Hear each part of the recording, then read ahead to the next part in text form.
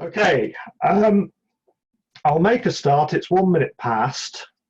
So Rebecca Marsden in the background is going to try and do a bit of technical management, so people who enter the waiting room will now be being let in by Rebecca, which hopefully means I get fewer technical distractions. But we should just have to sort of see how it goes. So I'm now going to make it such that I now can't see everybody's video. Otherwise that would be incredibly intimidating and distracting. So hello and welcome. Some of you will already know who I am and some of you won't. So I suppose I should just say that my name's Brett Bly. I am an academic in the Department of Educational Research at Lancaster, so I'm effectively an internal member of staff if you're associated with the department. At the moment, I teach on the Technology Enhanced Learning doctoral program, and just at the moment, that's the only one I'm teaching on. But over the past years that I've been in the department at different times, I've also convened modules on the HERE program, Higher Education Research Evaluation and Enhancement, and the doctoral program in educational research. So over time, I've interacted with all the programs, but at the moment, I've stepped back to only teach on the TEL one. So there will be people here from other programs who I don't know. This webinar is being held under the aegis of the Centre for Higher Education Research and Evaluation. So I'm expecting, and I will make this kind of assumption, which will be true to some extent for many of you, that many of you are coming from the perspective of being interested in higher education research at some level. If that's not your fundamental interest, I do think that a lot of what I'm about to say will be basically relevant, but there'll be bits and pieces here and there where I give examples or draw on other papers, or perhaps direct you to sources that you might want to find things that are relevant to your field that are effectively their equivalents. So I think I've not seen anybody be admitted for a few seconds, so I'll make a start. So what we want to talk about here is the theoretical framework question, which is something that quite a few people find difficult during the whole process of the PhD, find they can't quite connect with, and I think at some level find intimidating, find it something where it's not just the fact that it's difficult, but you don't even know where to start, you feel inadequate, there are all kinds of little issues going on. So the initial idea was to have a small seminar in our department. And clearly that alludes to the fact that this event was planned before the coronavirus pandemic hit. It would be fair to say that the event as it's being constituted now is therefore a very different event. It's not just the fact that we're doing it online, but actually I suspect the number of people who are watching is vastly greater than the number of people who would have attended that initial event. At the same time, it's not just that it's not working in the same room, but I think the direction of information flow is going to inevitably be a bit more one way. So we should just acknowledge that the situation is what it is. We're going to do something that we hope is useful. There are inevitably going to be, I expect, technical problems at various points, little things that don't go quite to plan. And I think we will just have to agree that we will try and bear them and live through them from the beginning. And I also acknowledge, and this is part of the historicity of the event, that 2 hours is a pretty long workshop for something that's going to be a lot of me talking. So we should, again, we can just acknowledge that. I mean, perhaps at the point it was made a webinar, we could have reduced the length by half or something to make it a 1 hour event. That wasn't done, and I can tell you that I do have a good 2 hours worth of material to get through. So hopefully you're all looking forward to what I think is the biggest slide deck I've ever rocked up to a presentation with. And we shall see again how that goes. So what I'm going to try and cover is a little, well, it looks a little bit like this really, a little bit of a chain of events that will hopefully transpire over the next 2 hours. First of all, I'll talk a bit about what theories are and what we mean by framework. I think that's a fundamental thing we have to establish at the beginning. And I'm going to set the tone of offering a practical solution, which I hope will then be pursued throughout the rest of the presentation. I want the whole thing to be a bit practically oriented, the kind of thing you might actually engage with during the course of something like a PhD.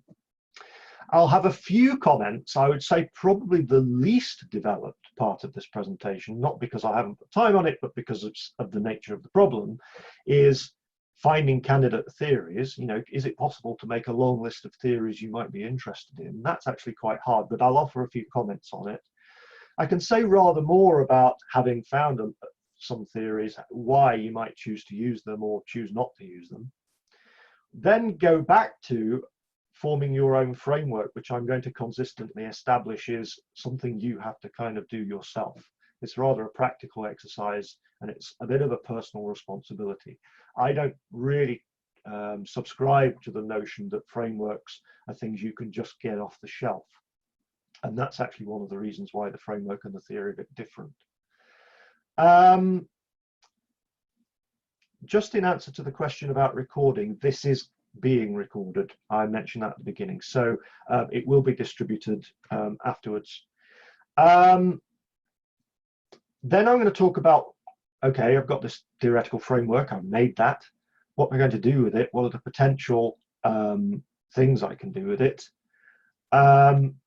And the fact is that if you look in the literature, you find only certain aspects of that are discussed. And I suspect that part of that is because there's only certain things that people want to admit and write about later. So I'll talk a little bit about timelines and then the issue of how you might explain what you've done in the PhD thesis. It is a lot to get through, but you know, we have 2 hours or so, so let's give it a go. I'm going to deal with it, as the photograph illustrates, as a bit of a linear progression, going from one thing to the next, to the next. There isn't really a lot of choice, and what I'll focus on in doing so is trying to make sure that each thing cumulatively builds on what went before. But there will be plenty of times where what I'm saying might encourage you to reframe the things we already talked about. Might encourage you to think, well, actually now I need to go back to what I did before and realize that that wasn't in itself entirely sufficient. And so I think we should acknowledge the reality that when you're really doing this, unlike me just talking about it for a couple of hours, when you're really doing this, it's a cyclical thing. You get to a certain point, you realize you're not quite satisfied, you have to go back to an earlier stage, it cycles round. And perhaps that's the kind of thing that will, in some sense, last and persist throughout your entire academic career. I will offer the hook at some point of settling on a provisionally stable theoretical framework for the purposes of a particular project at some point. But actually, developing and refining theoretical frameworks kind of never ends. And I think it's important to acknowledge that from the beginning. I'll offer a few moments where I mean, it does partly depend on how time is going, but I'm going to offer a few moments with a kind of blank screen like this, where I might see if anybody's got a pressing question. I might cast my eye down the last few comments on the text chat. We might, I don't know the practicalities of whether I can ask somebody by name to come in and ask their question. I'd encourage you, so this is a classroom management moment, I suppose, I'd encourage you not to randomly bring in things like your own audio and video into the meeting. Some of that's been locked down in Zoom anyway, but I'd encourage you not to randomly do that simply because of the number of people and the way that Zoom is going to deal with that. So I'll try to take moments that will be indicated on the screen using this kind of chalkboard picture, which will be at the end of each of those things that I've talked about on the preceding slide. So at the end of each of those phases of the presentation, as it were. Okay, so let's start then. The first bit is talking about theories and frameworks. And the fact is that both of those terms, if you look in different places, you're going to find people talking about them differently. And I think actually that's an important thing to start with. There is no universally accepted standard for nearly everything I'm going to say. And even within our department, okay, so we might say, okay, things change between geographical areas, they change over time, they change between disciplines, all sorts of things. So if you were to ask an academic in another country 100 years ago in a different discipline what a theory was, it won't surprise you that you get a different answer. But actually, even in our department, there are varying opinions. I think that's healthy. I don't particularly think that everyone should have to follow my view. Of course, I think my view is right, otherwise it wouldn't be my view. But there is ongoing dialogue going on, and that's productive. On the other hand, what I think I can't do in this presentation is be overly general and say, well, on the one hand this, on the other hand this, that kind of thing. I think in the end, what happens then is you never quite get a grasp on what somebody's talking about. So I'm going to tell you kind of the view that I hold to, but just be aware, these are not laws, okay? And it is possible to have different views and for those views to be legitimate. So let's think about these terms in at least one way. So theory is a particularly abstract moment of the presentation, I suppose reflecting the fact that theory is abstract, which is probably why it's intimidating. Theory is a term that's used all over the place in lots of different ways. It's also used in everyday language in lots of different ways, that some of which overlap with the academic uses. Some probably don't. So when we say, oh, well, that's only in theory, that kind of opposition of theory to practice, those kind of meanings, those kind of definitions are probably not overlapping as much with academic usage of the term, but others certainly are, and these are the definitions we're going to focus on probably the most. But its precise meaning, trying to be very exact, is a bit of a problem. And even if you look in encyclopedias of research methods, like the one that I refer to at the bottom of the slide, the first thing you start seeing is words like vague and contested really being actually used on the page. But what we could settle on is something like this. The common core of it is we're given concepts, propositions. We're going to see some examples of those in a bit, that pertain to something and have probably some sort of links. So when I say pertain to something, they're related to something in the world. Okay, any concept is like that. The concept of pen, the concept of gravity, whatever. They're trying to describe something, something that's happened, something that exists, usually using some sort of shorthand word. So a theory has a kind of target phenomenon. We'll talk about how general or local that might be at some point. But there's a set of them. Usually a theory, it denotes something. If we start to use the word theory, we think, oh, it's a bit established. There's a nice set of packaged concepts, and probably there's some attempt to actually make links between the different concepts, so they come as a coherent set. And you start to see some theories as actual models. I mean, sometimes people do represent theories using diagrams and things that are explicit versions of those models. So at other times, theories had quite different kinds of meanings. One I alluded to a minute ago, the kind of everyday thing about opposition to practice. In the same way that people say it's an academic matter to mean a matter that doesn't really have any purchase on the real world. It has also meant, particularly in the kind of logical positivism tradition, a set of mathematical laws used for the purposes of prediction. And that was, for significant periods of the 20th century, the central battleground around what really constitutes a theory. And you would get people coming from certain traditions saying only a certain kind of thing can be described as a real theory. Now, in our discipline, or the fields that I'm presuming many of you are operating in, certainly the ones I'm operating in, that's certainly not the definition that's pertaining at this time. I do think that such things are theories. If someone wants to propose a set of mathematical laws that predict events, mathematical laws about universities that predict the future of universities in some ways, I could accept that that is a theory. So it's not to say that that's no longer a valid theory. It's just that those are not the only theories. I'm not going to accept that that's the only thing we can describe as a theory.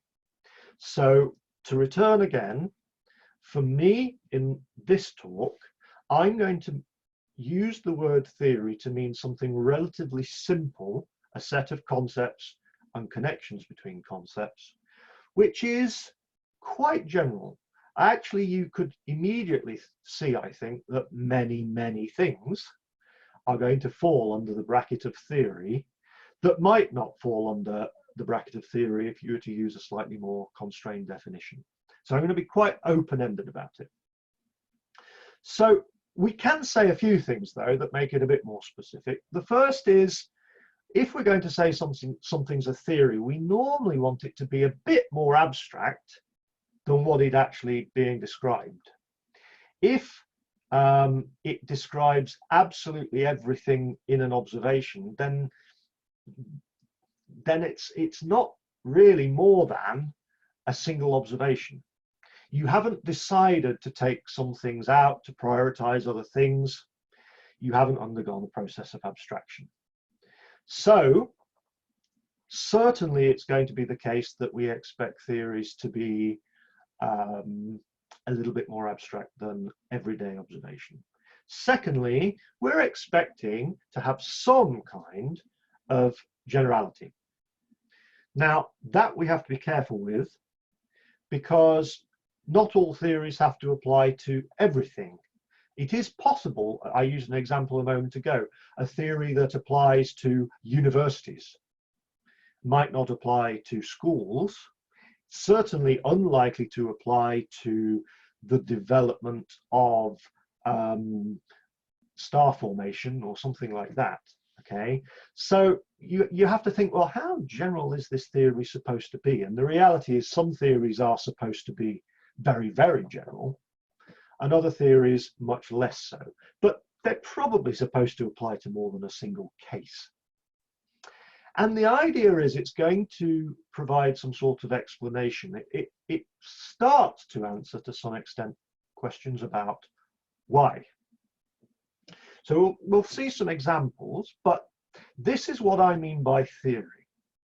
I've tried to be a bit specific, but ultimately, you'll notice it's not that specific, and that's actually part of the thing we want to discuss. This is why actually people also talk about theoretical frameworks. So, theory is everywhere. This, which I've literally copied and pasted a paragraph from the thing that's cited at the bottom from the encyclopedia entry, is a common observation that basically it's impossible to get away from theory. Your history of life, professional experience, reading, everything gives you concepts with which you operate as a human being. So it's very difficult, and in fact qualitative researchers in particular would say impossible as a point of principle, most of them, that there is any way of looking at the world that isn't influenced by theory. So as you can see now, broadening it out again to include even theories that don't seem very explicit. So there was an interesting thing when I was first planning this kind of exercise for the small number of people who are going to turn up in the room, right? Where I might have got people to tell me what they think is happening in this situation. And then I might have got them to think about why they make those kind of assumptions. I could do it. I mean, to me as a human being, it seems like a kind of school setting, seems like a sports hall, seems like they're watching maybe their friends, they're happy with what people are doing. I don't know. I could start to use more explicit theories. I could say, okay, maybe I'm interested in communities of practice. It's the kind of theory that many people are familiar with. It's not a theory I use, or I'm a bit rusty, but I could say, okay, maybe these people are all part of a school community. They want to be shown to have a commitment to the enterprise that this community is undertaking, which is some kind of sports thing I'm imagining. Maybe just watching is a kind of peripheral participation, whatever. Okay. So the point is that when you look at something, you already start to make assumptions. And assumptions is, of course, one of the first things people are encouraged to think about in educational research. You're even asked to talk about it usually in papers, assignments, submissions, theses, etc. And this was the kind of exercise I would have started doing if I had a much smaller number of people. Now, I was, as I mentioned to those of you who turned up a bit early, I was making these slides yesterday, right, as you do. And when you're making slides, you sometimes get a bit bored. You hope that typing the slides is a bit more boring than listening to the presentation. So I went on YouTube. And YouTube, because I don't pay for it, puts adverts at the start of videos. And the video that it used as an advert for me literally yesterday was something I want to just show you 20 seconds of. Now, I don't know how clearly this will come across on Zoom. I've done a bit of testing. I believe it's acceptable, but it's only 20 seconds. So if it doesn't work for you, we'll, again, hopefully live with it. So let's listen to 20 seconds of Chris Voss, a person I didn't have any idea who that was before yesterday. Everything in life is a negotiation. When you cross the street is a negotiation. Getting your coffee at Starbucks is a negotiation. You're probably in 3 to 7 negotiations every single day. Your life could be in a completely different place just by improving how you negotiate. Negotiators are... Okay. Before I return to the PowerPoint, I'll just draw attention to the fact of who this person is, which is on the screen. So this is a person who works for the FBI in the US, and he's a kidnapping negotiator. That's his job. So when it comes to understanding the history of how he might have developed these views, it's not that difficult to understand. But he sees going to Starbucks to get his coffee as a negotiation. He approaches that conversation, he identifies that problem as a negotiation. I couldn't have found, I thought I just had to use that. Hopefully you're now looking at the PowerPoint again. Please scream in the text comments if not.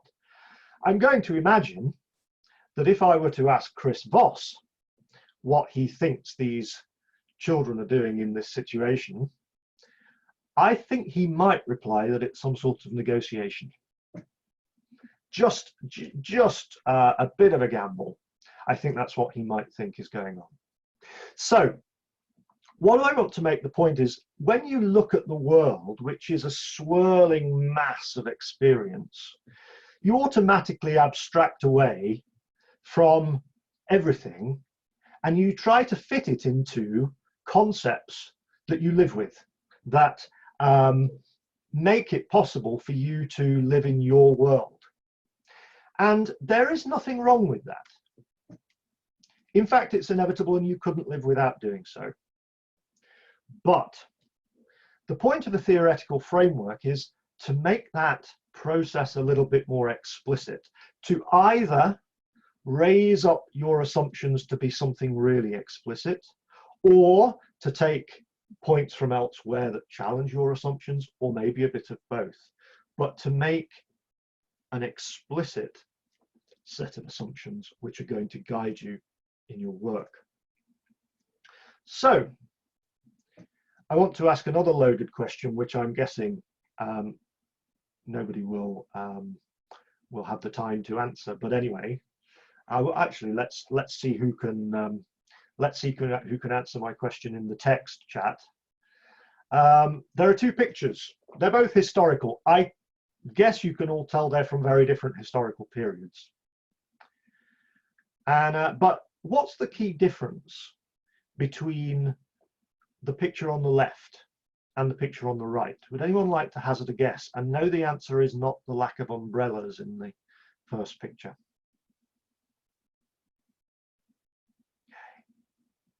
A majority have hit on the notion of perspective.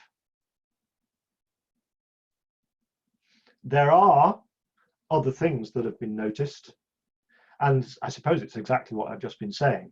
I am actually looking for perspective, but it's interesting people are also noting the religious thing.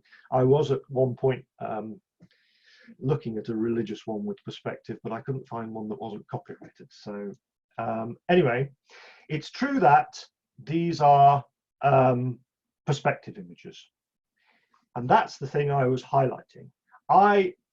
Leading on from the previous slides, I'm not saying that these other interpretations are not valid. You've just come at it from a different framework, or from a different vantage point than me. I'm trying to avoid saying from a different perspective than me, of course. And so the difference is a perspective.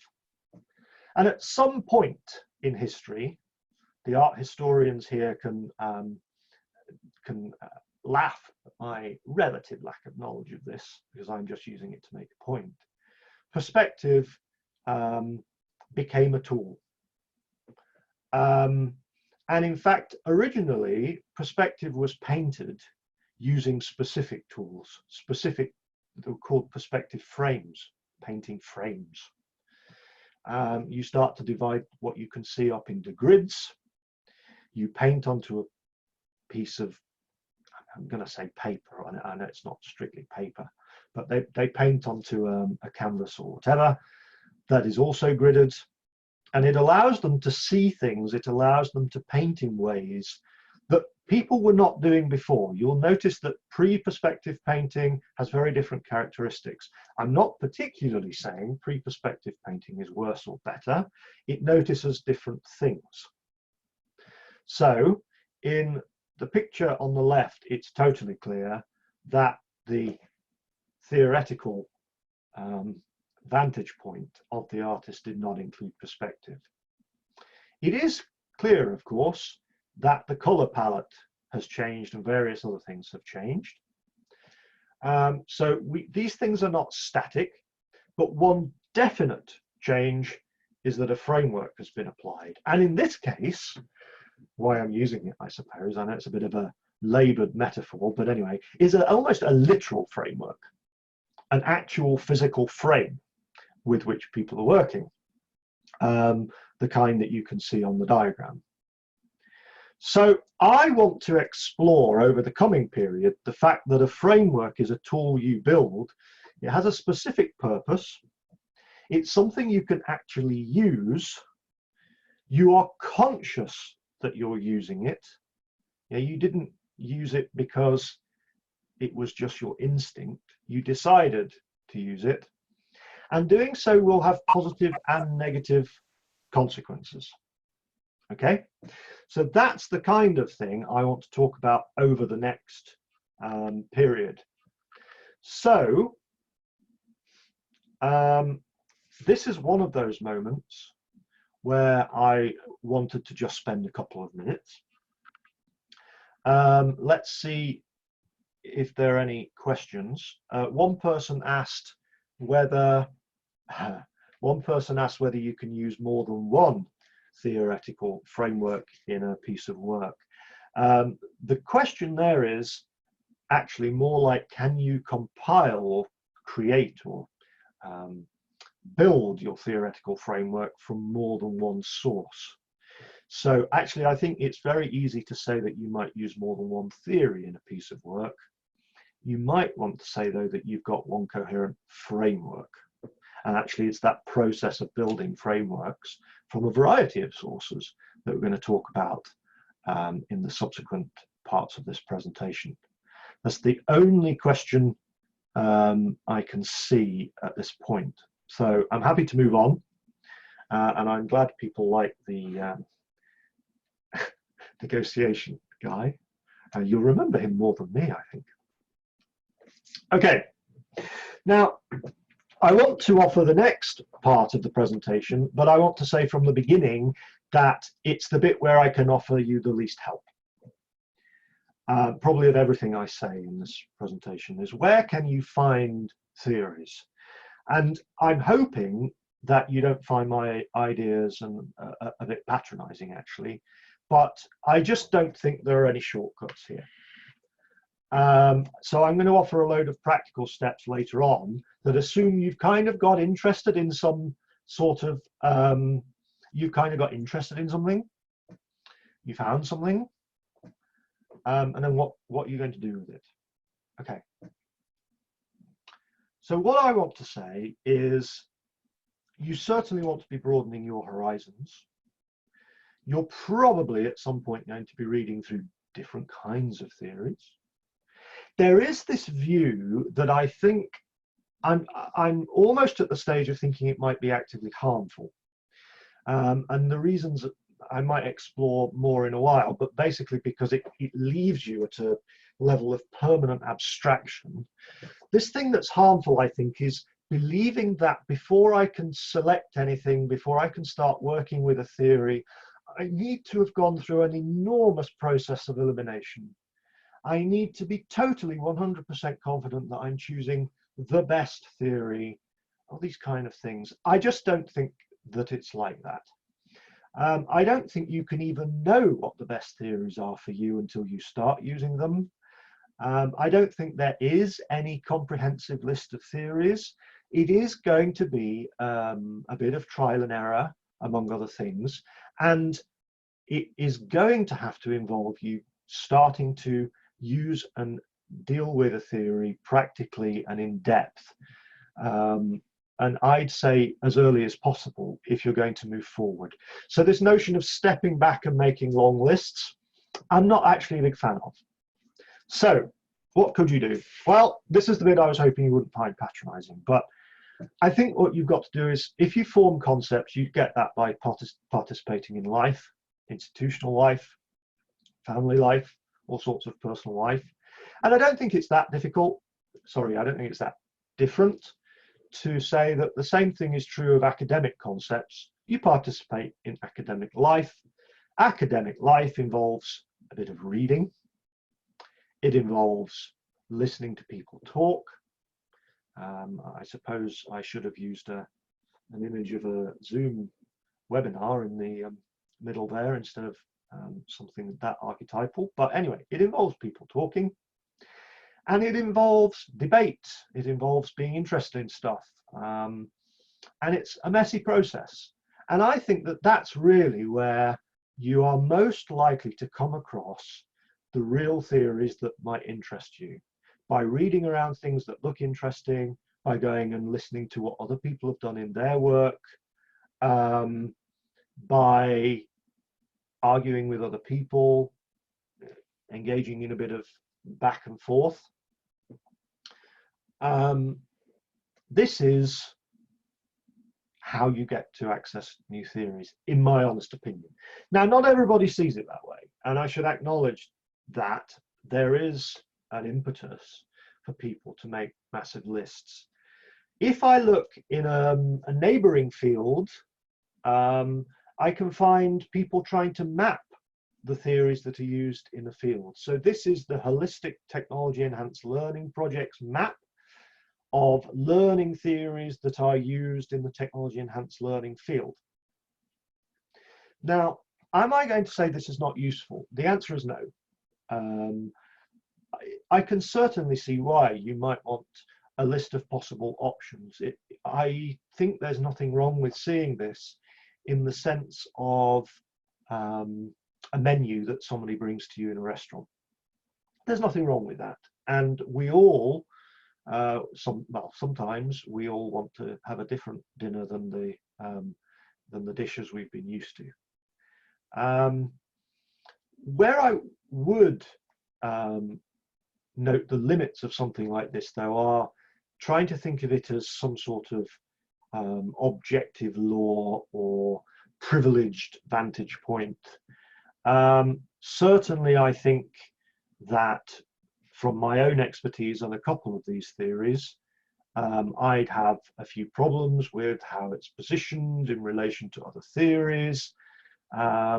Basically, so long as you acknowledge that this is one person's view and they've constructed a tool that's supposed to help you, I am reasonably happy for people to look at this. But I just don't want it to be promoted and escalated into something from which you feel you have to start. If it's helpful for you, use it. If it's not, don't use it. There are similar overviews in this book, which I actually do find several of my students found this book useful over time. I like Malcolm Tight's work because it actually doesn't have a normative dimension. Malcolm isn't saying, so he's an academic in our department, he is not saying these are the best theories, or these are the theories you should use, or whatever.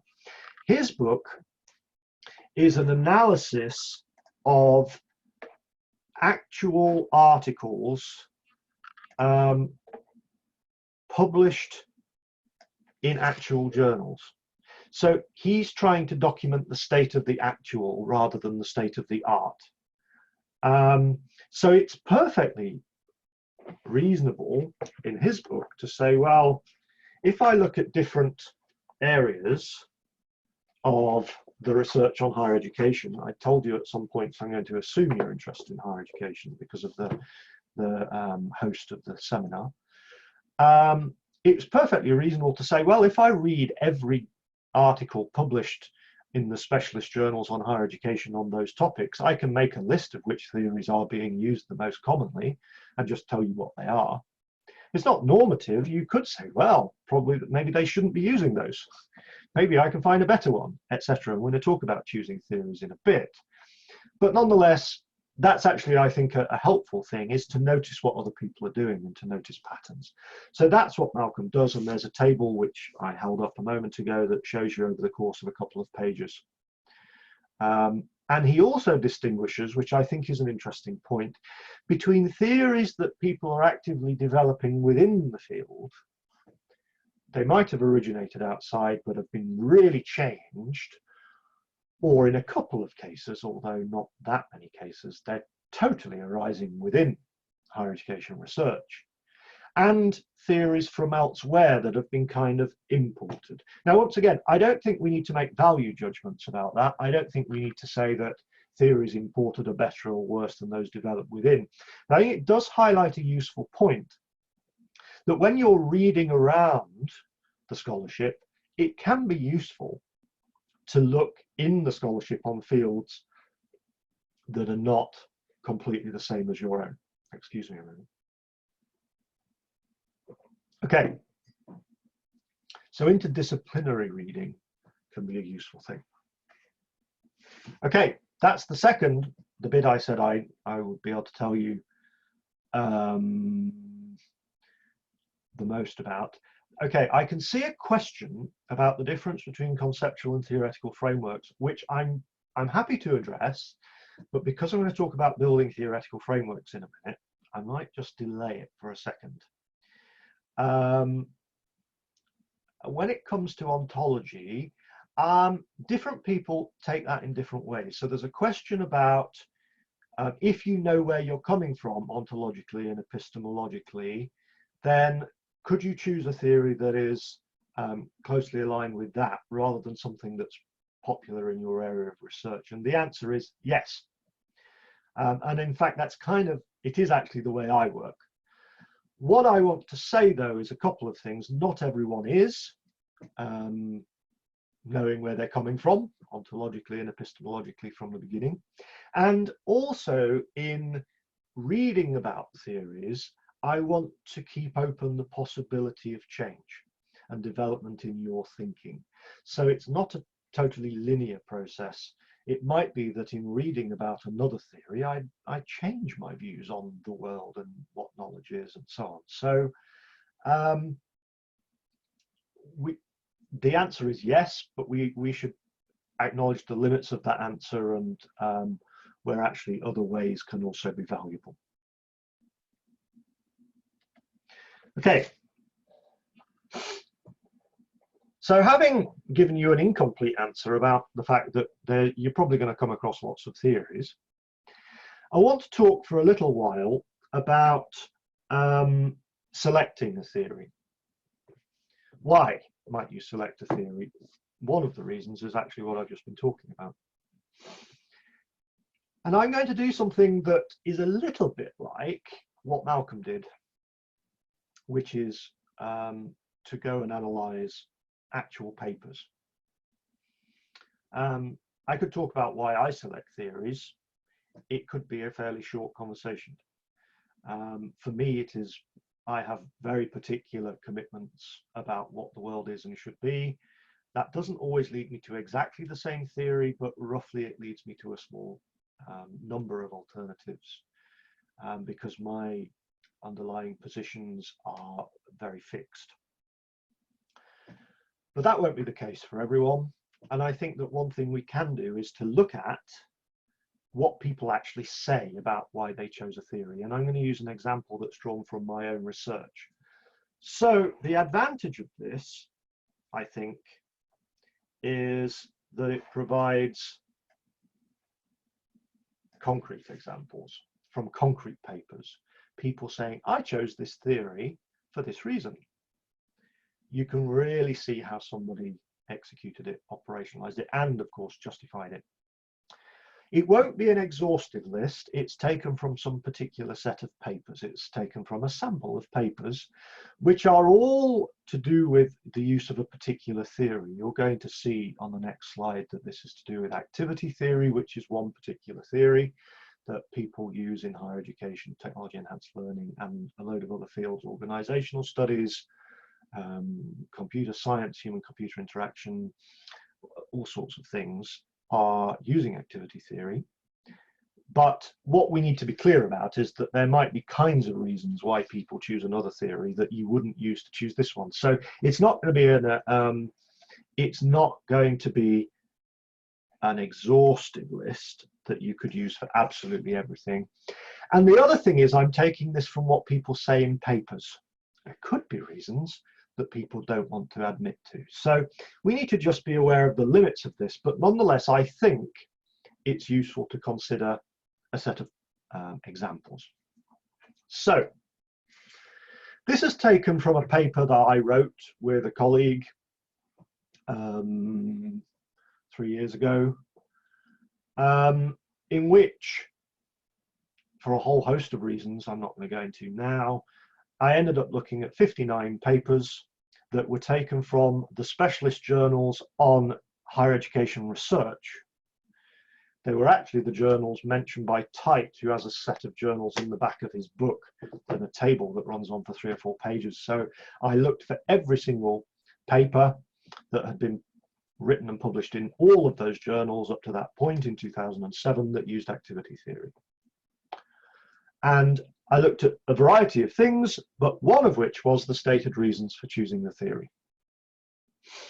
And usually people start off, if they're going to talk about that, they talk about it relatively early in the paper. So I'm going to go through some of the reasons, It's a long list, but I won't dwell equally long on all of them. Some of them are just obvious, so we don't need much explanation. The reference to the paper is on the slide there. There's going to be lots of citations on the following pages. They won't be provided on the slides, but they are provided in that paper if you happen to be bothered. And with one exception, they're going to be ordered by the reason that was given most commonly. And the exception is the one I come to first. None. Some people don't acknowledge why they chose theories. Now, of course, you could say, well, they didn't have enough room to say it in the paper or whatever. But 12 of the 59 papers, they just didn't give any reasons at all. They just said, oh, going to use activity theory, and then they went ahead and used it. What does using it mean is actually a subsequent section of this presentation. So literally none. Personally, I don't think that's ideal. For a PhD project, I really don't think it's ideal. I actually could buy, to a certain extent, this notion that you might not have enough room to talk at length on that in a short journal article, especially since some journals have quite short word count limits. But for a PhD thesis, I want to be clear that if I see you using a theory, and I'm doing vivas a lot, one of the questions you're very likely to get from an examiner like me is, why did you choose this in the first place? Okay. From now on, I'm going to go in order of prevalence. So the reasons that were given most often. Bearing in mind activity theory, so it could look different. So contextual situation. Activity theory was chosen because the people thought, well, I'm looking at this kind of problem, and I can see that that problem is arising because of some wider issues. And I think activity theory can help me to figure out what the pertinent issues are that are relevant within the context of that problem. Okay, so to contextualize and surround the problem. Okay, so in the example here, complex interactions between individuals and their social structures. Now we're going to talk later about refining problems into research questions and so on, but I could imagine, and I don't know Spafford as it happens, I've never met the person, but I can easily imagine that this person originally thought, I've got this problem, these are the people involved, and then later thought, I really need to position that more widely. What's a theory that could help me do that? Activity theory is clearly was the final decision. Concept, calibration. These names at the top, like that, and I'm saying this because you might not like them, are my names. So I derived them in this project. They're not taken from anywhere before. So what happens here is, when you start reading about the theory, which as we've said is a set of concepts, there's at least one or two or some concepts which you can immediately see, I could really use that. It really grabs me. And because you use that, there's quite a strong temptation to say, okay, especially if this theory is established and it provides me with a bit of a set of concepts, if I'm going to take that one, or that small number, I ought to take the lot. So it's almost like you calibrate against the one thing, and then that makes you trust the rest. Okay, there's one bit that you can see the relevance of, and therefore you're now going to make other things fit elsewhere as a consequence. It's a bit of an instrument that you now trust. That's why I called it calibration. And in activity theory, you don't need to know activity theory, but one of the concepts, I think I'm actually going to talk about this later as it happens, but one of the concepts, I'm not drawing that very well. That's the lag makes it. I don't make any claim to be an artist, one of the concepts which you now can't see because I've scribbled over the top, but it's contradiction. Okay, and I have to say in a lot of these examples, it seemed to me that what's happening, people are talking about contradictions before they even do any analysis. It's like I could straight away see this contradiction was happening, and I thought I'd analyze it more. I'm not sure that contradiction is such a common everyday word that people who have never read activity theory before are using it all day, every day. So what I think is happening there is people read a bit of activity theory, they come across some of the concepts, they go, oh, contradiction. They get a bit of a definition, it grabs them, and then they use the rest. Other theories, of course, will have different hooks. Complexity. I think this is the mirror image of the very first one, the one I gave about locating it within a context. I think sometimes people can see lots of pieces, hence the picture, lots of pieces scattered around. When I think about this problem, it just seems there's stuff everywhere that might impact it. And this theory, I'm going to choose it because it's going to help me to think about how things fit together. It's going to help me to grasp that complexity. And what I'll say from the beginning is that these three reasons that I've just talked about for activity theory were by far the most prevalent. There are a load of other reasons, but those three dominated the sample of papers that I read. So some theories are seen as useful in certain ways. Now, what I'm not saying is that those are the best reasons for choosing activity theory. In fact, I think I'd be confident to say they're probably not the best reasons for choosing activity theory. I didn't choose activity theory for those reasons. I have to also say, though, that lots of papers had more than one reason. So this might have just been named as one of the reasons in a paper. So the first three reasons, the most prevalent ones, were to situate it in context. This is for helping the people in the text chat. Situate it in context. Particular concepts attractive. Helps me grasp the complexity. Okay. Subsequent ones. The first one is of the also rans is it helps me focus on change. Helps me see how things are developing a little bit over time. They believe activity theory could be useful for that. You know, to look at how something moved from one situation to another.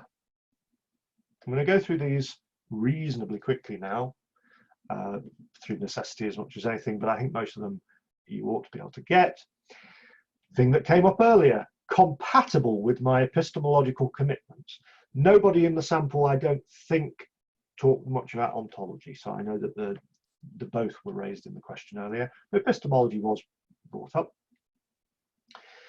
Maybe this phenomenon that I'm interested in looking at, so this one was about agency in L2, which is second language learning development.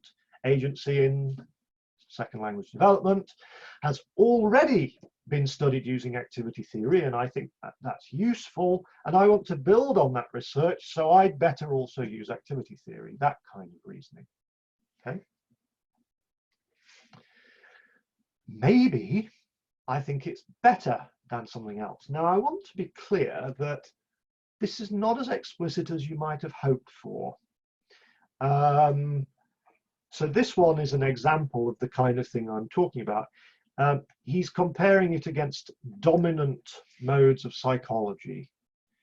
You know, what I might have hoped for, and you can find, but in very small numbers, is I compared it against, I don't know, communities of practice theory, and I thought activity theory was better. Something like that. I'm not meaning to pick on communities of practice particularly, but you know, you might expect to see that rather more than was actually evident in the sample. It's popular or established, which it is. This kind of activity theory has been around for 90 years. The concept of activity before that is several centuries old. It's got a long pedigree. A lot of people use it. There's all sorts of things. That's a reason, I suppose. And in this case, identified as a roadmap by other researchers, including in as it happens, the Roth and Lee paper is in a very high, it's not, so that's a citation within this paper, is in probably one of the most highly ranked educational research journals you can find. So this is about authority, it's about prestige and legitimacy and all these kind of things. Notice we're now getting to the end, so these are the reasons by this point. I didn't come up that much, actually. I found them less than I might hope. It helps me formulate the research questions. It helps me recognize what kind of problem it is. That didn't come up very much, but it helps you generate fruitful research questions, say O'Connell and Saunders. O'Connell being actually a previous PhD student in the department, and Saunders one of our most illustrious professors, who everyone who I'm sure knows and loves. So, but this was a relatively unusual thing to say. Activity theory helps you generate questions that help you find the new knowledge. It's useful as early as that in the project. It's methodologically appropriate. Now, again, not coming up that often, but I want to pick on this a little bit, because every single example that I did find, if you look in the paper, you can see the numbers and everything. It's not the main point here. But every single example I did find, with no exceptions, seemed to imply that we've chosen the methodology first, and then I'm going to find a theory that fits it. I never found anybody, not one person said this was the theory and therefore I decided this methodology would be the best thing to fit with the theory. It never seemed to be that way around.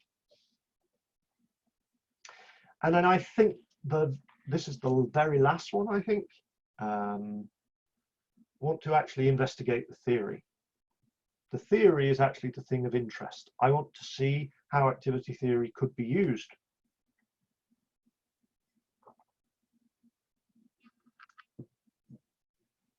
Not done very often, for reasons we'll come to.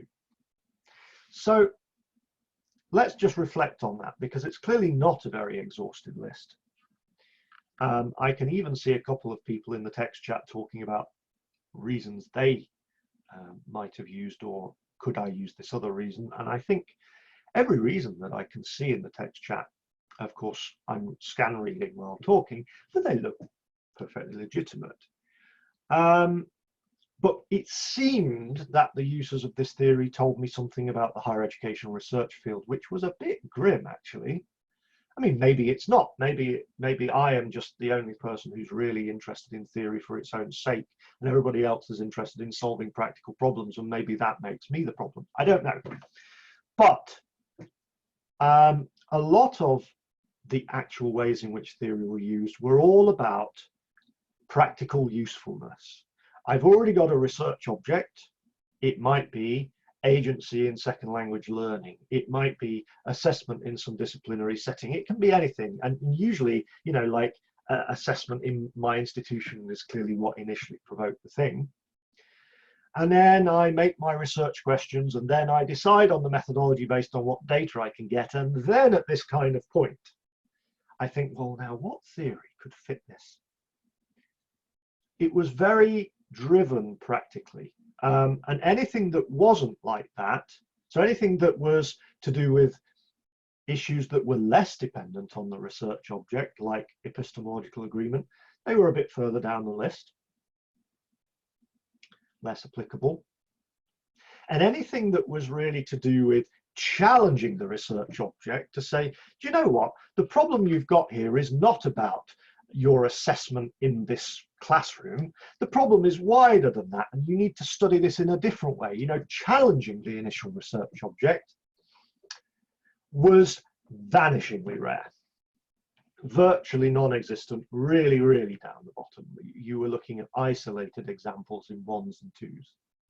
So that was actually what I found when I looked at this theory being used in papers. Now, I acknowledge some limitations of my approach at the start. maybe people don't want to admit that they originally conceptualized the research object in a way that they later abandoned. But and as someone's noted, is using a theory due to its acclaim a good position? Wouldn't this limit challenge and debate? Well, I think I agree with you. So there were reasons that were not prevalent, like it might offer a different conception. Let's imagine that something's been well studied. Everybody knows that assessment is like this, except we can't solve the problems, so maybe we need to reconceptualize assessment or something like that.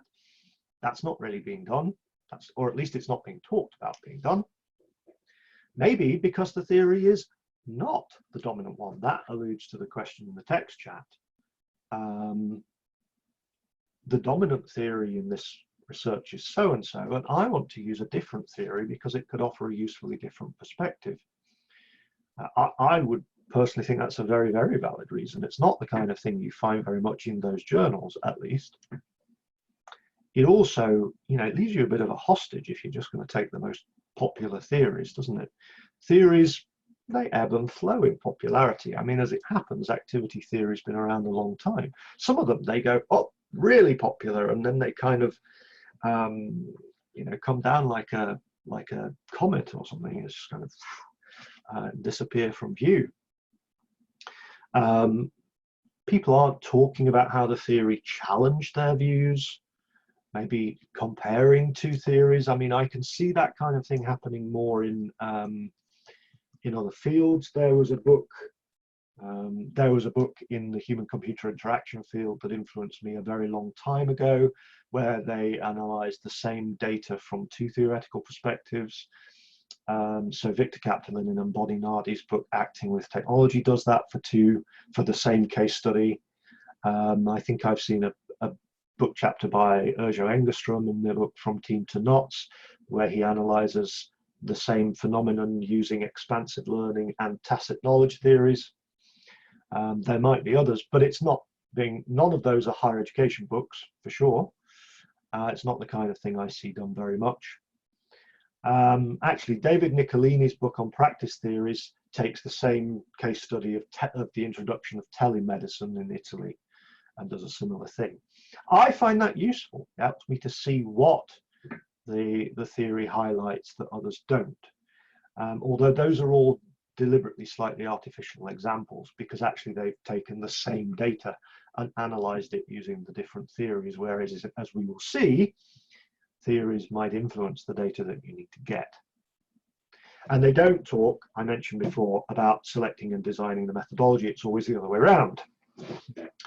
So this is a bit of a survivor from the days when this was going to be a piece of a small seminar happening in a room. So it's you can see my terrible sense of humor as the image shows. This was a reflective exercise, you see. I would like you to think of some concrete examples, some theories you might know, some problems you might be interested in solving, and thinking about which reasons you think are valid, not valid, etc.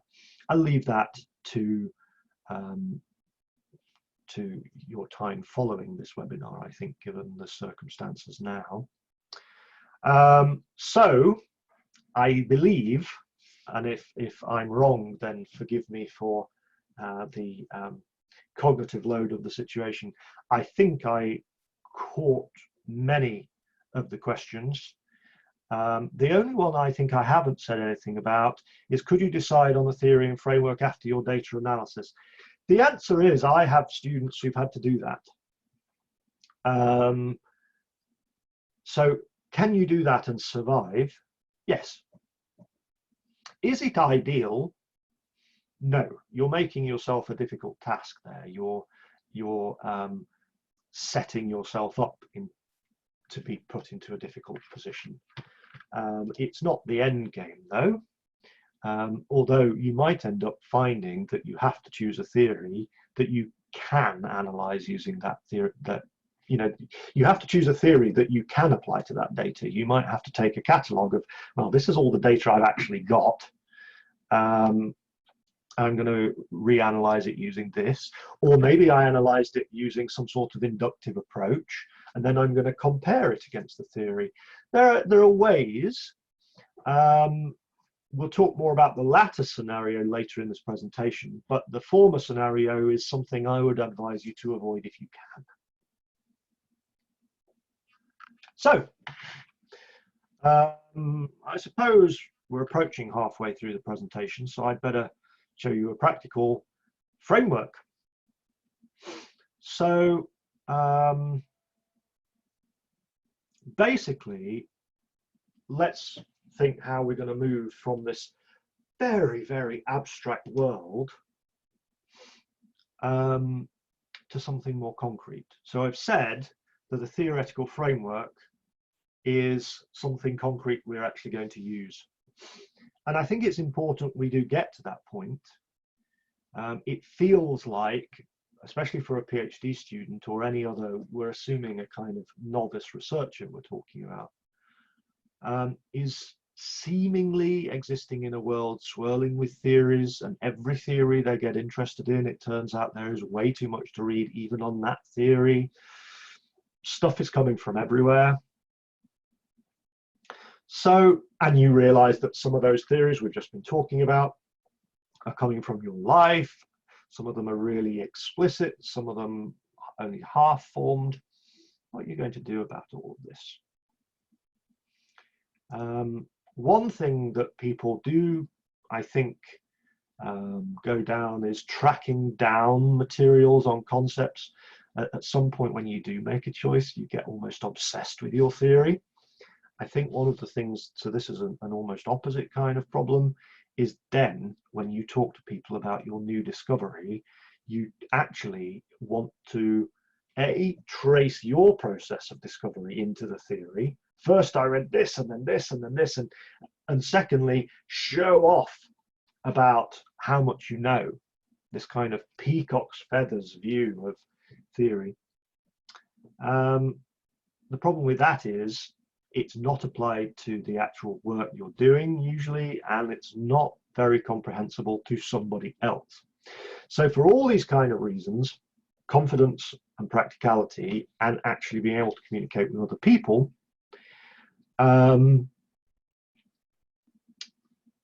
we need to form a framework. So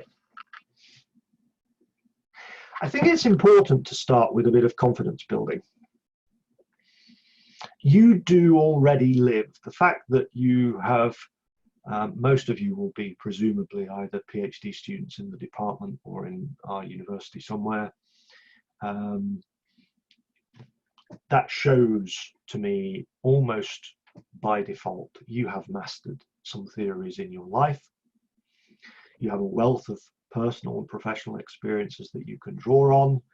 It's part of the entrance criteria for many of our programs that you are a working professional with a professional life world. And also, not only has this happened in the past, the historical bit which is on the slide, but this is still happening now. So you could use your everyday life as a bit of a laboratory to explore theories to form your own framework. So this is what I do. I did emphasize earlier, I'm going to talk mainly about what I do. You can read things, you're going to have to stop at some point, but you can read things and extract some key points. Generally, theories are already concepts and connections anyway. So you'd like to think that what those key points are, you can get a bit of help from the authors. That varies a bit, I have to say. And having extracted some key points, you can see how that helps you to think about your life. I'm going to recommend an exercise, I think, on the very next slide. And then you can see how useful that is and refine in a bit of a cycle. That's what I'm going to suggest you do. Because I really think you'll never know a theory well until you're trying to use it.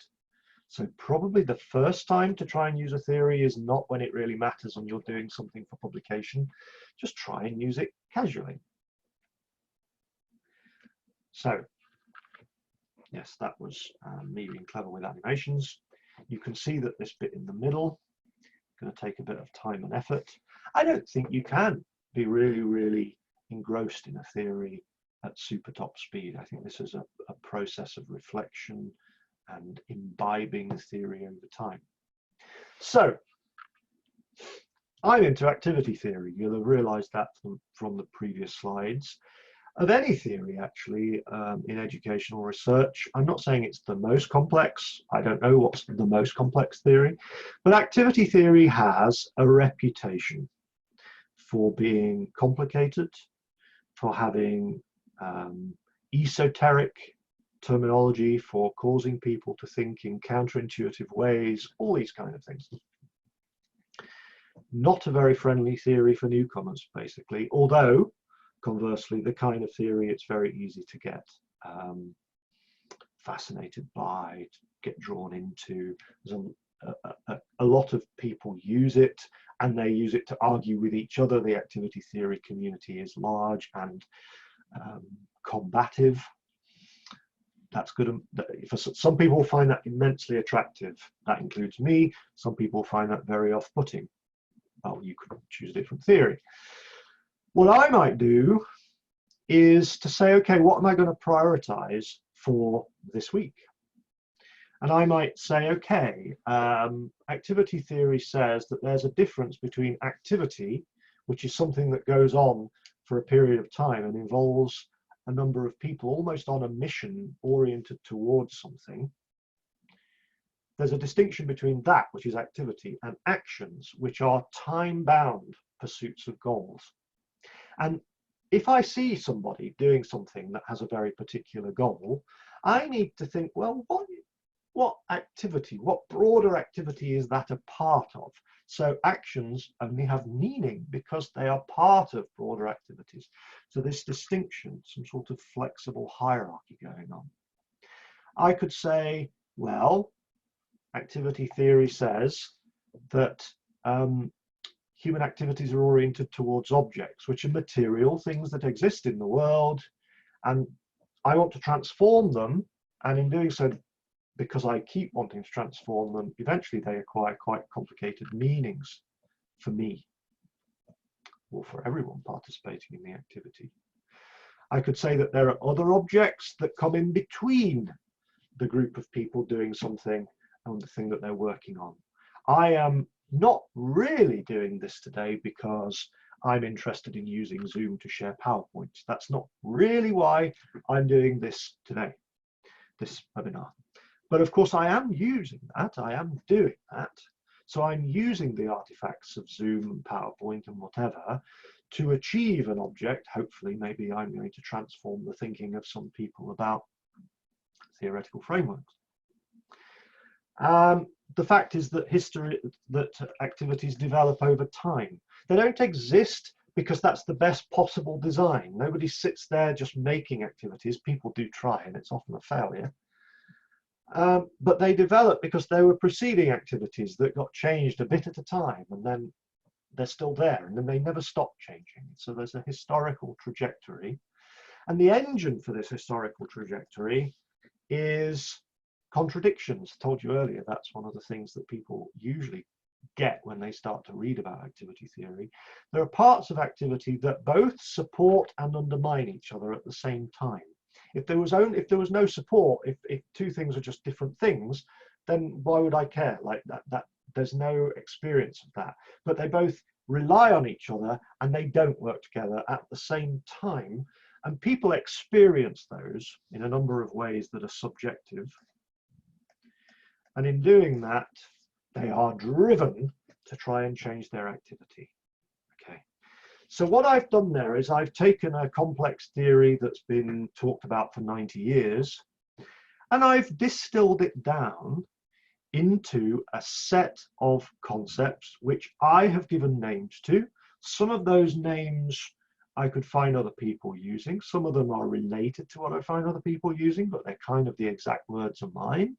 I've given them simplified meanings that I can actually use. They might not be things you could use. I don't know. I could feel I could use those in a given situation. And that could be a simple framework for activity theory that I might use in a project. Actually, as it happens, and I can answer two things at the same time, I'm using this for a project at the moment. And the thing I'm using this for is a literature review. I want to analyze a specific phenomenon using these concepts, and it's a literature review project. What do people talk about this phenomenon, and what do they tend to emphasize, and what do they miss? And I'm going to talk in turn about how equivalents to those are discussed in each of the papers. So somebody was specifically talking about to what extent can a theoretical framework influence a literature review. It can, and we'll talk, it often doesn't, which we'll talk about later, but it certainly can. So this is the exercise. You're not going to have time to do this today, or if you are, it'll be after this webinar. But this is the exercise that I call the theory robot. He's not a particularly scary robot, which was the problem with the first bit of clip art I found. But I think you can play this game. I think it can actually, it can be quite fun, bizarrely. Is you can go about your everyday work for a set period of time, say for a week, and you can have these, I mean, you could literally have a little cheat sheet. You can have these and say, to what extent can I interpret what's happening to me every day using these concepts? And you don't, so long as you don't do anything, you know, sharing results, or you don't need to get ethical approval for this. You don't need any particular special equipment. It's just a little game you can play with yourself. And as I said earlier, I think one of the important things is as soon as possible to start trying to use a theory concretely. And the thing you'll notice is that it might help you see, I find a remarkable number of people when they start doing this with particularly some theories, they find it actually very interesting. They start to see things in their everyday practice they'd missed. They start to become their own counselors or something like that. They start to figure out what they need to do differently. It's actually useful as a practical exercise. But equally, you might find that actually there are some really important things here that you can't make fit into this framework that you've made yourself. So you end up with this two-way critique. Can the theory help you realize something different about your practice? And can the practice help you realize that the framework you started to create is not actually very good, or at least has elements that are perhaps in need of more attention? And you can do that. You can keep notes. It's low cost, it does take a bit of time, and it's a game I urge you to play.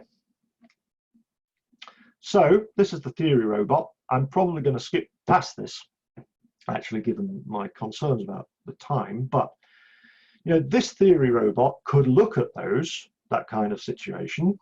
He could take those kind of concepts. He could start immediately. Okay, so what's the activity? What's their goals? Maybe they are aiming to, I haven't thought about this before, or maybe I should, but anyway, maybe their immediate goal was to provide some sort of motivation to some of their friends who are playing a match.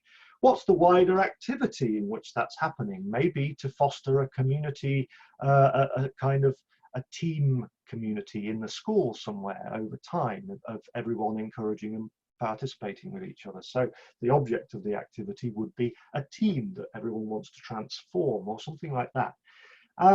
I could basically take concepts. They could be very different concepts. Seem to remember earlier trying to analyze this using communities of practice. We know that, I forget his name now, but would certainly see it as a negotiation. But I could apply those both ways.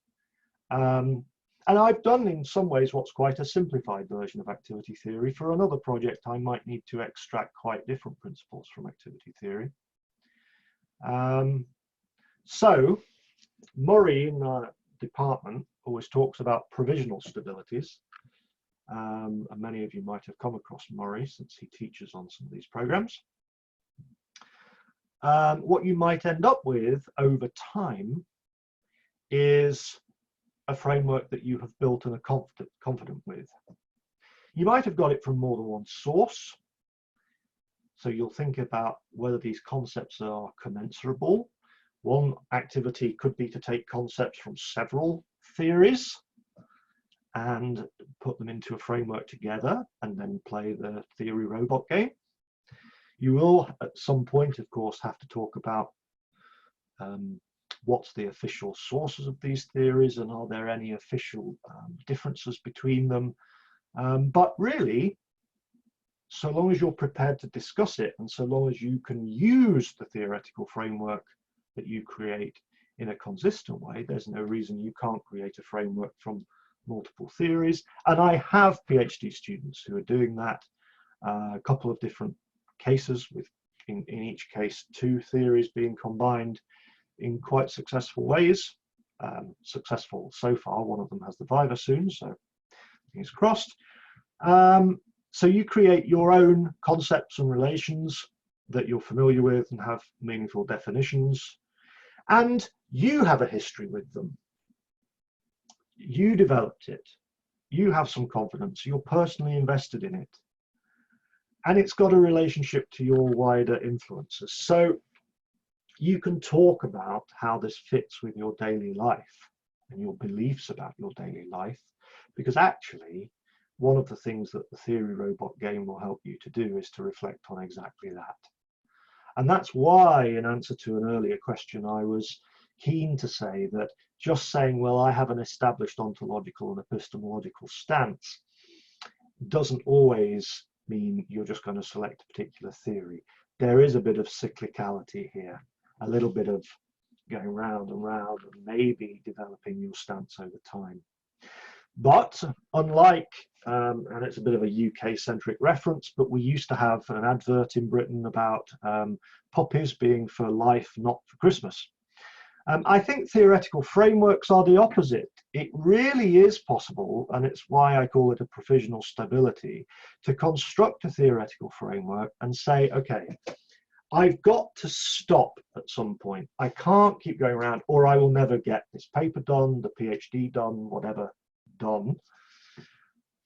But so long as I'm willing to be open about it, I can say, okay, this is what I'm going to use for this project.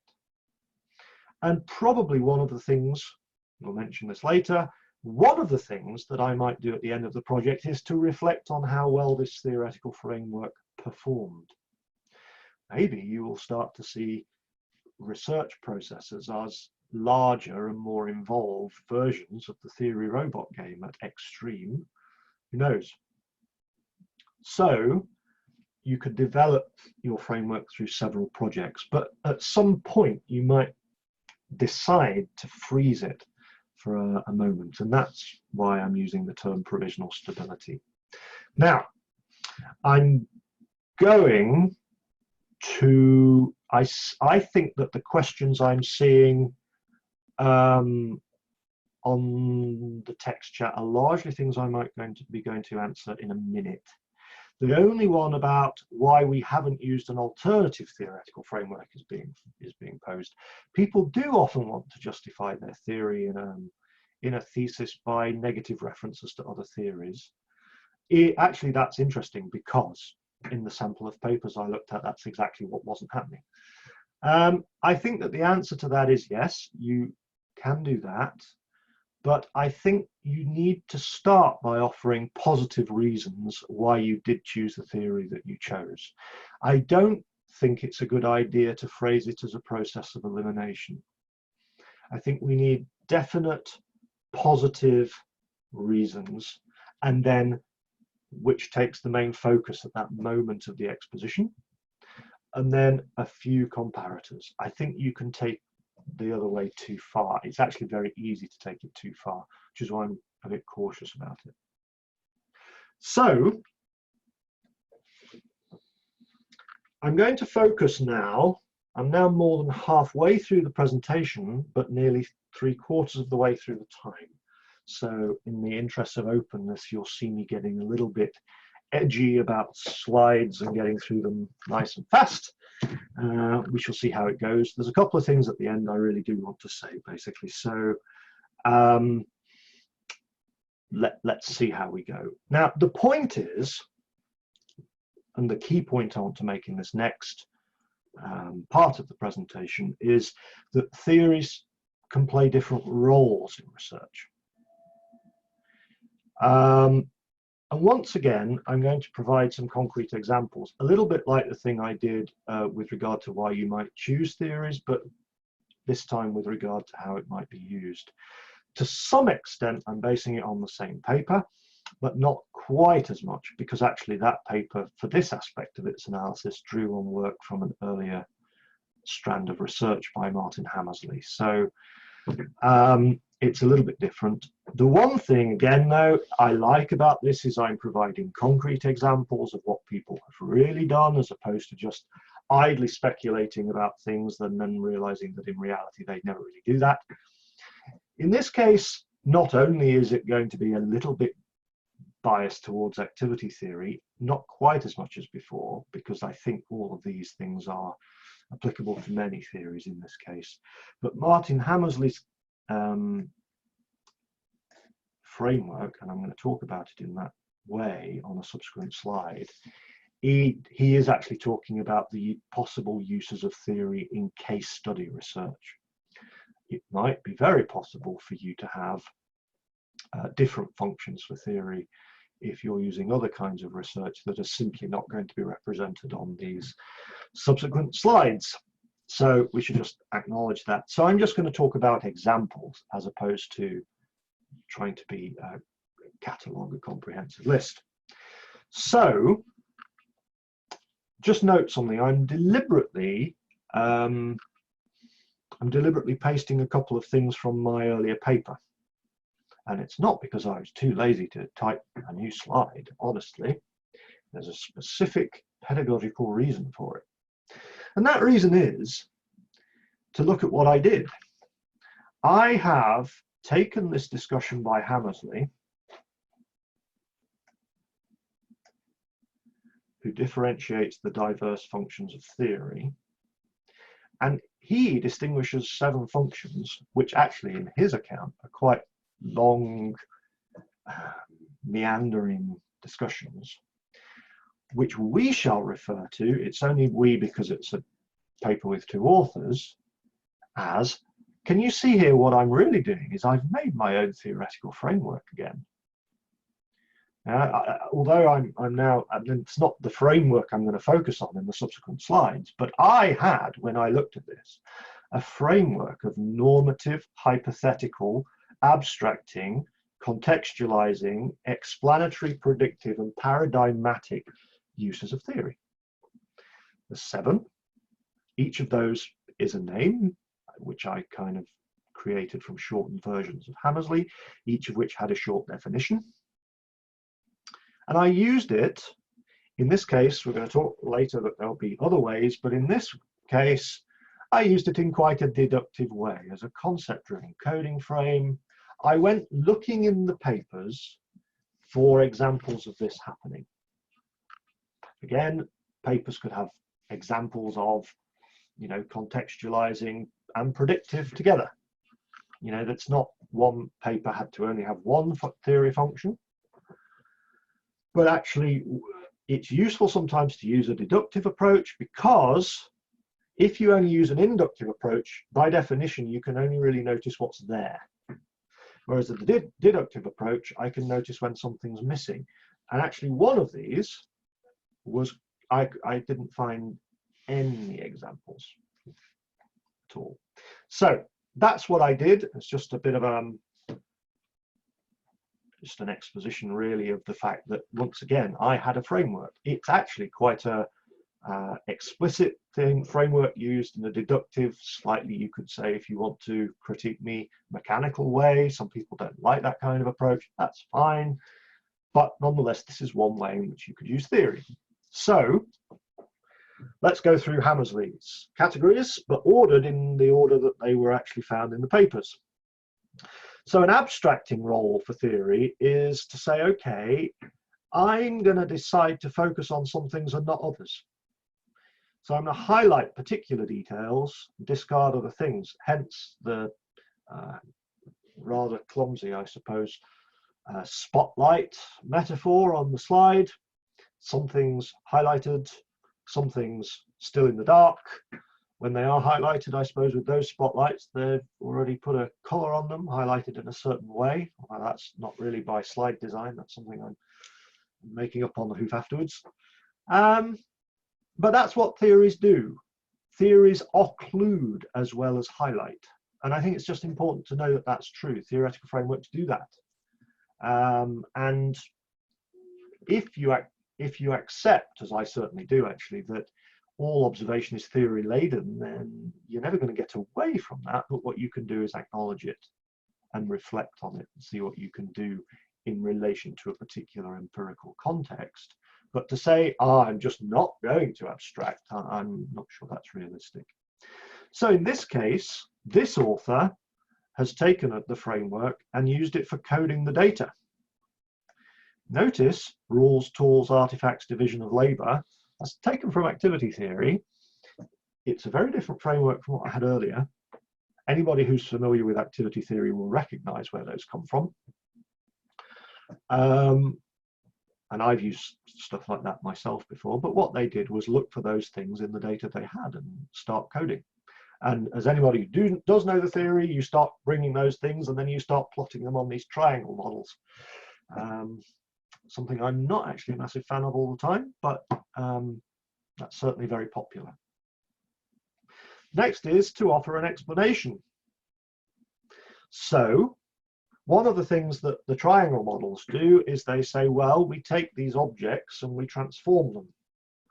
So in this explanation, they're saying something. I, of course, can only extract certain parts from what are much longer papers, but there's some sort of gesture towards something they've been talking about in preceding paragraphs and pages, and then it means that, and they relate it to the theoretical vocabulary. So you start to allocate names, and you say, this is actually what's going on underneath.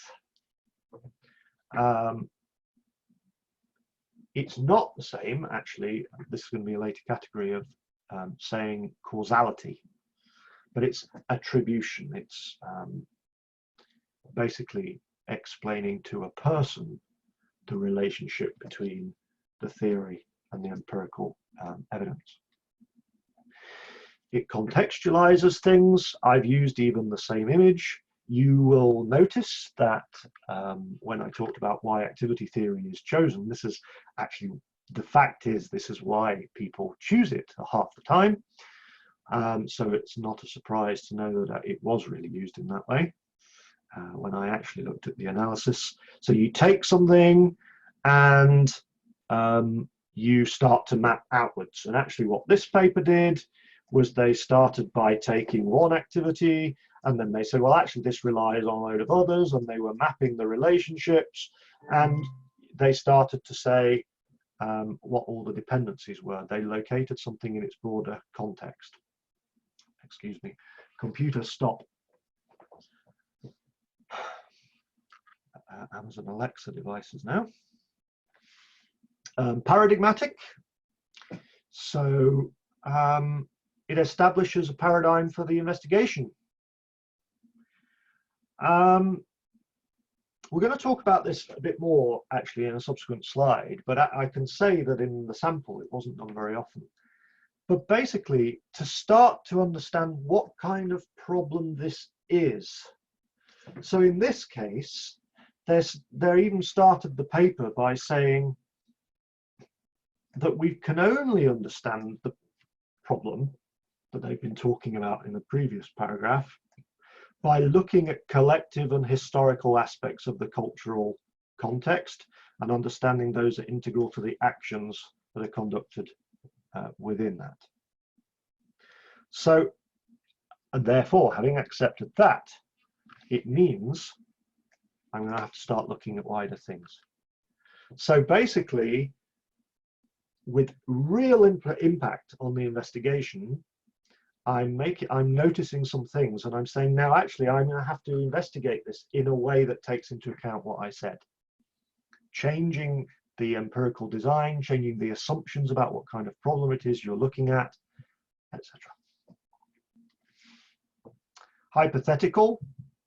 I felt that people were trying to do this with activity theory, not in large numbers. I'm not sure actually that activity theory is very good at this.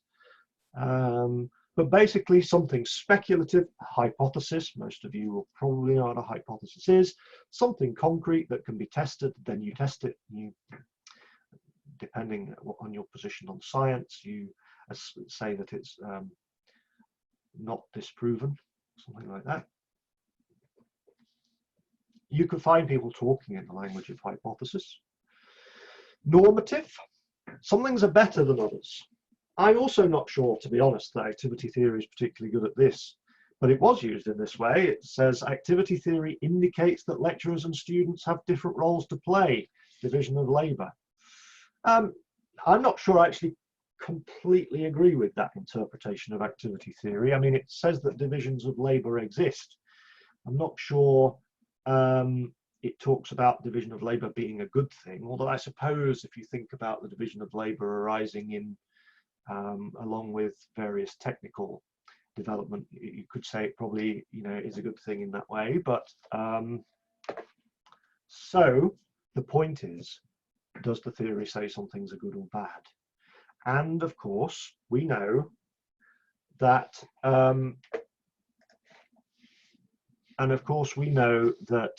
some theories are very normative indeed.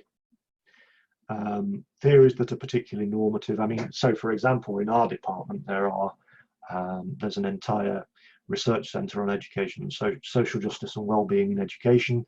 I'm going to expect that many of the theories being used there are highly normative, because the notion of justice, I suppose, is intrinsically normative.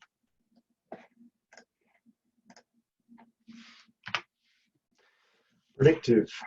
It makes predictions, it asserts causality. I don't think activity theory can do that, and I'm actually happy to say that nobody tried it. So causality is a very difficult thing. But nonetheless, Hammersley thinks there are examples of case studies that try to establish such things.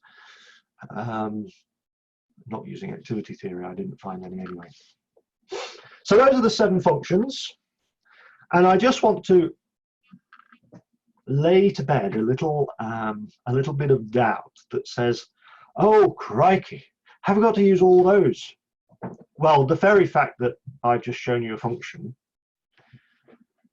that nobody used should imply that the answer is no, straight away. But let's just talk about what normally happens, as it were, in this sample of papers. So I think it's 59 papers. How many of those 7 functions were used? Well, the mean average was 2.3. So you could say between 2 and 3 functions were being used. You can see the rough order, because that's the order I presented them in. I didn't present them in the order that Hammersley originally went through them. Some papers used 5. Actually, if you want to see examples, follow my paper and look for those references.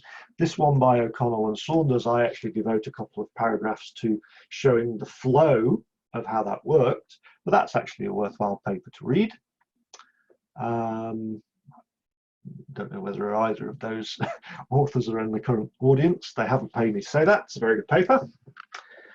But it's not necessarily the case that more categories is good. But it is the case that you might want to think through the roles that you actually want theories to play in your work. I should say that sometimes when people create theoretical frameworks, I had one case of a student who used one theory to kind of design how they were going to do something, and another theory comes in literally at the kind of point of analyzing the data, so that there is even a bit of a separation of functions within the project. But that is basically to think through the flow anyway. I do want to say there could be a visibility problem in final reports, and that's why I just want to now open to, given the time, I can't see a lot of questions, but I'm going to skip past it because there's 2 more things I want to talk about. We have 20 minutes, so I just want to make sure that I say the things that I thought were key, I suppose. So I hope nobody thinks that was too dismissive, but basically it's not so much dismissive as poor time management on Bly's part or something like that. So let's be a bit more speculative. We can see what actually people are saying, and we've done some concrete examples what people are saying they use theory for, but let's think, well, maybe they're not saying everything that really happens, or maybe I could do things a bit differently. Let's speculate in a way that's inevitably going to be just hand waving, but might be at least useful, particularly because these are the kind of things that PhD students are often grappling with. And here my source of data is having helped PhD students whose theses I'm supervising. So there are a few definite places that I find theory comes up a lot. I've talked earlier about how not all projects are equally theoretical. Not all projects use as many functions of theories as others. Not all methodologies are, actually I think that's on a subsequent slide, not all methodologies are intrinsically as integrated into theory as others. There's a lot of variation here, so I'm not being particularly normative, but let's just talk about a few things that can happen. Recognizing the problem, I did kind of mention on an earlier slide, or I talked about in building on an earlier slide. What kind of problem is this? I think the example was, I can see that some people are consistently encountering a problem. What kind of problem is that? Is that literally just a narrow practice problem, or is that arising from a broader system, all these kind of things? That's one kind of thing. Yeah, okay. Posing research questions, thinking about the overall research design, designing particular instruments, the analysis, and then presenting. What I shouldn't have done there was start talking about that first one, but it turned out to have slides. Okay, I'm going to present this as a bit of a sequence because I think this is the order in which people usually encounter them. To some extent, the order in which it also arises in the thesis, with a few differences we'll talk about.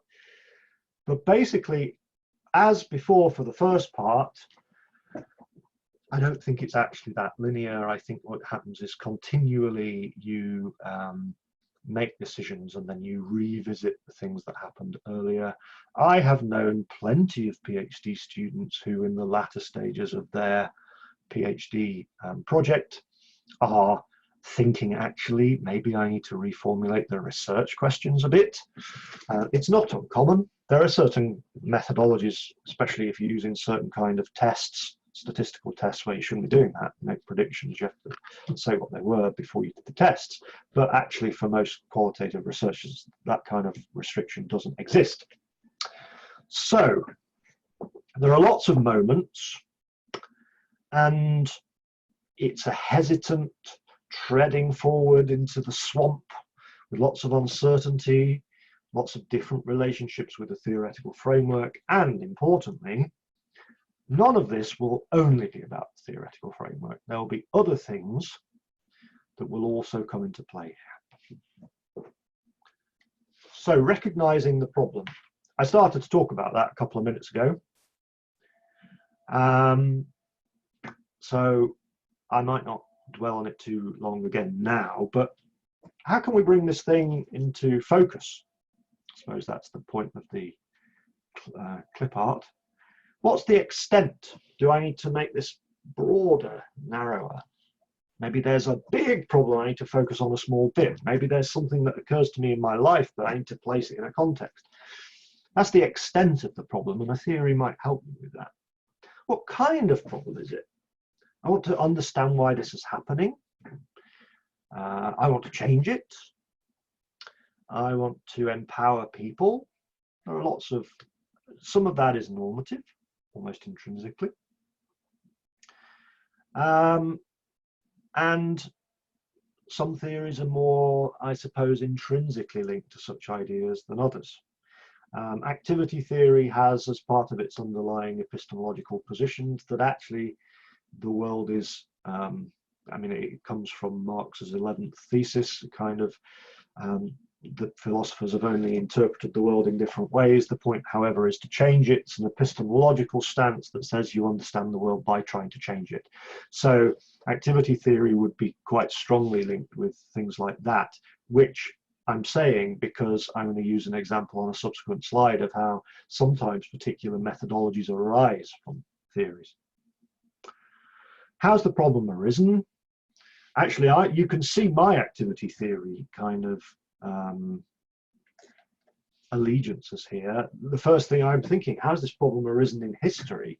Some theories probably wouldn't invite you to even think about that. Many theories, pardon me, many theories talk about particular contexts.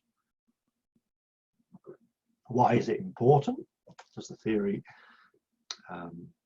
get you to it? So for example, if a problem is acknowledged to be important because policymakers, the mass media, lots of people say it is, then some theories will immediately be saying, yeah, but why should we listen to those voices? You know, think of Foucauldian kind of theories about dominant discourses and so forth.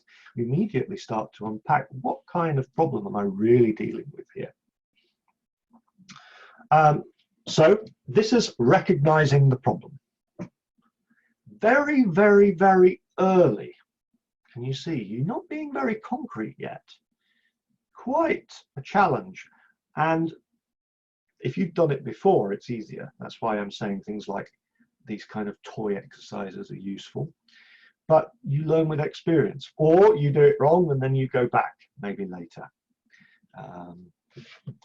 Posing research questions. This is the next stage. It's like saying, well, actually, I've got these broad objectives. I recognize what kind of thing it is. I've now got to say a research question that's actually answerable. Sometimes that's done by disaggregating problems into more narrow questions that can actually be answered. So maybe for this project, I will take a small part of the problem. How do I justify which part of the problem I'm going to take? Maybe theory says, well, this is a thing that you need to study. Before doing that, you can't do other things. You can imagine theories like that.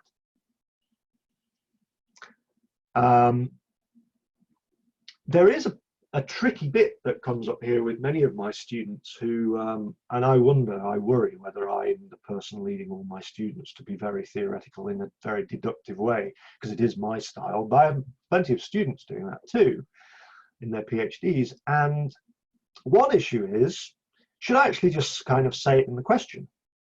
You know, what are the contradictions between so and so and so and so in the activity system? You know, really using technical vocabulary in the research questions. There is no universal answer to that. You have to think who your audience is, and for the audience you have to think what the contribution to knowledge is. So if activity theory is prominently used in this area of scholarship already, and yet those questions haven't been answered, you might say specifically by answering those questions that you can make a contribution to the scholarship. So that might be a reason for saying, yes, let's use really technical vocabulary in the research questions. You might be submitting something to an activity theory specific journal, or have activity theorists as your examiners on your thesis or whatever. Of course, this is not just activity theory, it's just an example. But there are reasons why you might say yes to that question. But there are plenty of audiences you might turn off with technical use of vocabulary, who you might reach by having questions that try to express similar ideas using more everyday language. There are other projects where actually the research question doesn't really come from a theoretical framework at all. And certain underlying positions like pragmatism are all about how can we address questions that are posed to us by the world or something. So, you know, a pragmatist would probably not be interested in this kind of use of theory at all. Then there are questions of overall research design. Some approaches, they're a bit agnostic. Case studies, surveys. If you use one theory, if I use activity theory for a case study or commutative practice for a case study, I could just do that. It's really my choice. Whether or not things are a good idea, that's something for my decision, you know, perhaps in discussion with my supervisor. But basically, there's nothing going to force me. Other things, they're not quite so free. So, for example, I have to admit, I mean, I've been in this department for several years now, so I'm no longer new. But before I came to Lancaster, I had never heard of phenomenography. And then here at Lancaster, phenomenography is a very popular research approach. That's tied to a particular theory. If you don't accept Ferenc Martin's theory of variation, it's going to be fairly difficult to justify why you would use phenomenography in the first place. Okay, and there are similar things. So some theories, some theoretical communities have tried to unpack the implications of their theory into entire approaches. So one, which is why I was talking about activity theory being closely aligned to change and to prioritizing that epistemologically. One is this approach, the change laboratory, which I do and write about, which comes out of activity theory. But ultimately, the upshot is the same. I can't imagine you use, I'd have to think about that more, but could you use the change laboratory if you didn't accept anything about activity theory? I suspect the answer is no. Open to being corrected on that. And then there are some approaches that have quite complex views of theory. So grounded theory, as many people might know, is really a methodology for producing theories. It's not really a theory. I mean, actually, though, of course, just like phenomenography has variation theory underpinning it, it does make particular assumptions about the world. Although, if you read work like, can't remember the first name, but Sotheby has a paper called What Grounded Theory Is Not. He talks openly about how some grounded theorists do use prior theoretical frameworks. But there are some methodologies, it has to be said, where you have to be really, really careful about the uses of theory. Some of the functions are not going to be viewed as compatible. And ethnography, the thing about ethnography is there are lots of different kinds of ethnography, but if you were kind of a Clifford Geertz kind of ethnographer who's all about producing thick descriptions, then you certainly wouldn't be using theory much in the early stages of your project. It would just be ruled out methodologically. So there are these bi-directional things. And what we're talking about here is choosing the overall approach to the project. There is a more granular thing. Of course, it's the next stage on from the same set of decisions where we're going to design questionnaires and interviews. This is only viewable in the context of the previous decisions, but basically I can imagine having to ask questions in interviews, ask questions on questionnaires, think about what I'm going to look for in some policy documents that I'm analyzing or whatever that are derived from the concepts in my framework. Of course, I have to make them usable. It's not very likely I'm going to be able to use technical vocabulary with certain kinds of participants. You have to think about that. The other thing that I end up talking to my students a lot about is if you're really saying you're going to analyze all these things and that this is the little network of concepts that you need to understand in order to answer your research question, you had better make sure that at least across the whole set of your research instruments, you're likely to get everything. And I am sometimes criticized for being mechanical, but basically I encourage these people to start planning things out in tables. Data analysis, people talk about deductive and inductive methods. So deductive methods start from the concepts and start putting things into that. Inductive methods start from the vocabularies being used by the people in the research site. I think it's just important to note that that's more of a continuum. People seem to view those as really starkly opposed. I don't really share that view.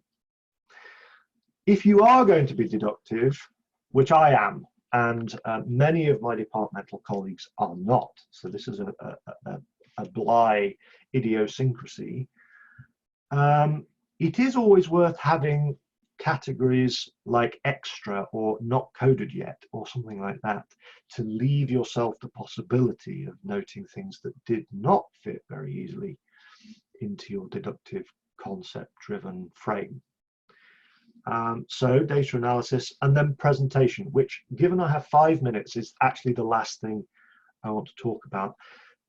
Let's say for now, because the next stage we'll think about this a bit more broadly in the minutes I have left, that one thing I do like to see is consistent use of terms. The whole point of defining these things carefully is to signal to the reader what you mean and to be really clear within this piece of work. And many of my students, I have to say, and I've started to do this more over the years than I used to, we end up just using exactly the same words in exactly the same form every time, including using italics. So this is an example. In terms of historicity, which might be my concept, what seems clear is that, and I've put that in italics to indicate I really mean historicity from my framework.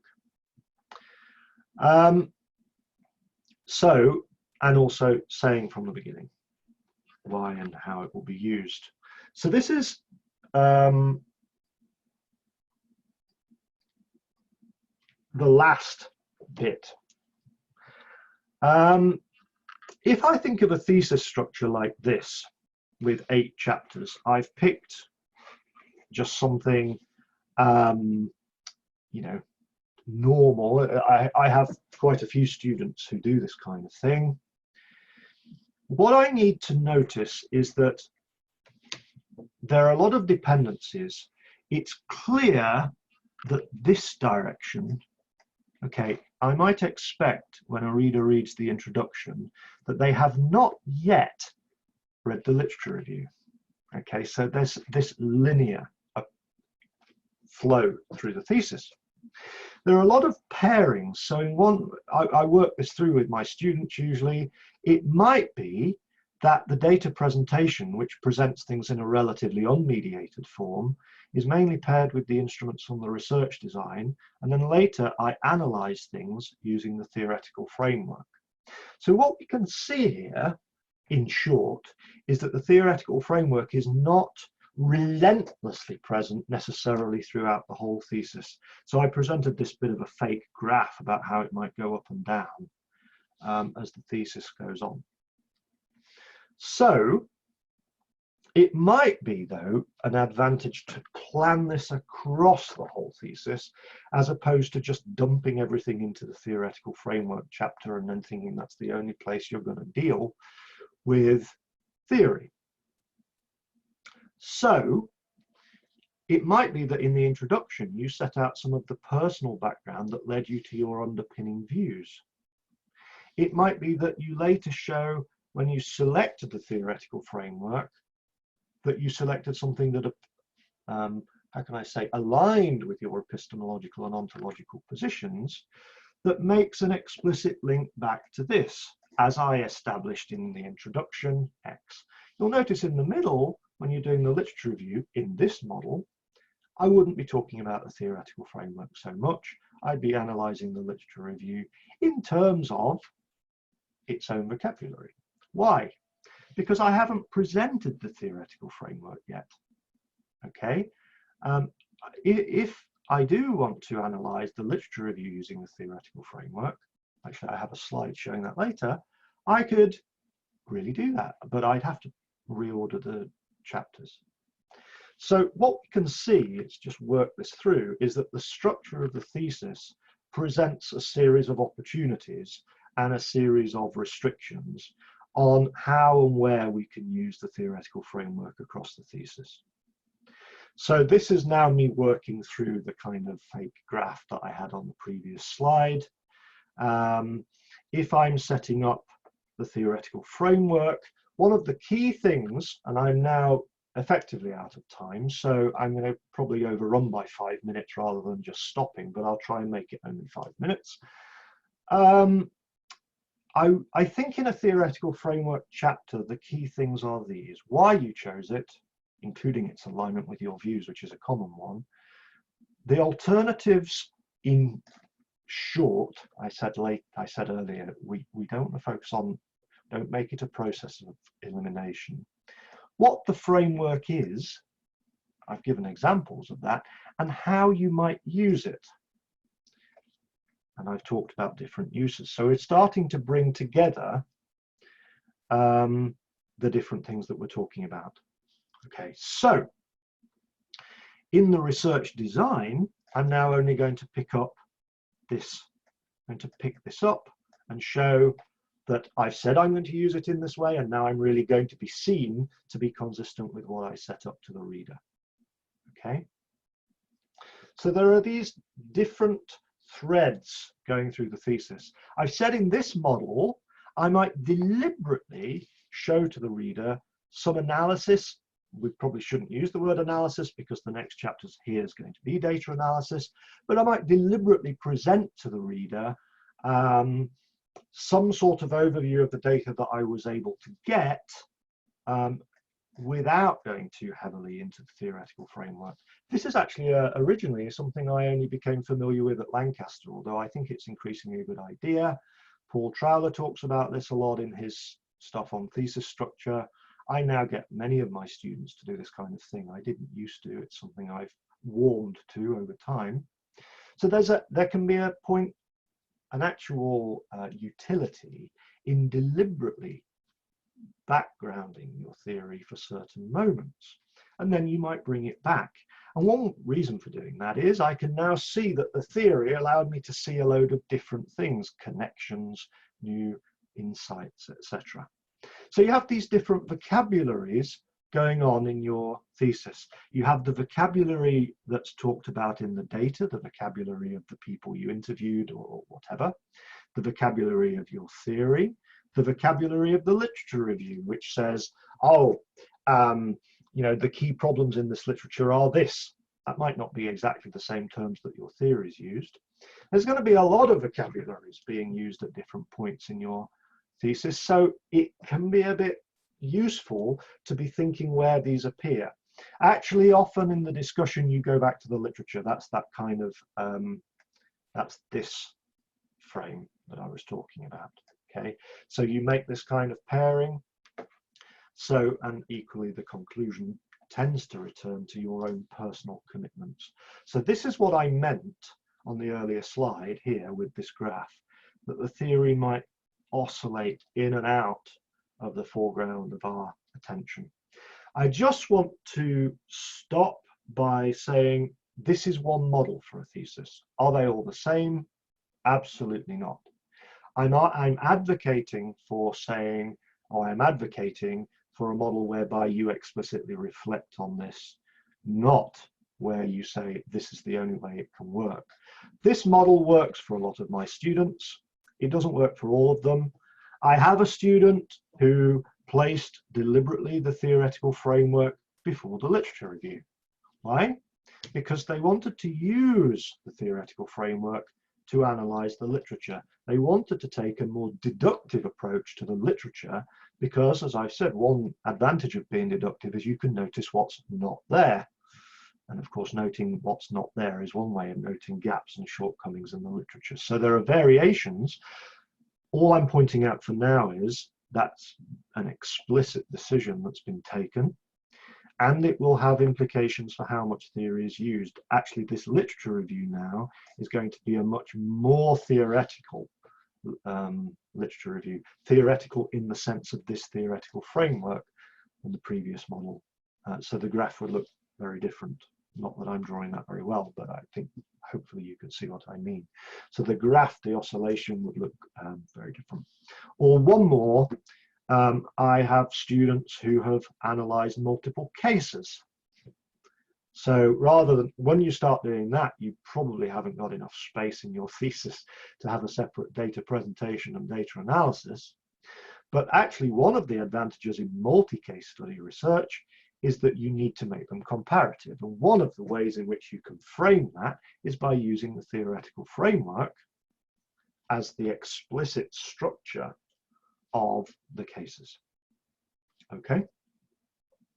And the cross-case analysis would often usually compare which of these are more common, which of these are dissimilar between different theories. And I've had a student do that too. So there are different ways of executing this kind of idea, but being really explicit about the role of the thesis, sorry, the role of the theoretical framework throughout the whole thesis is very useful.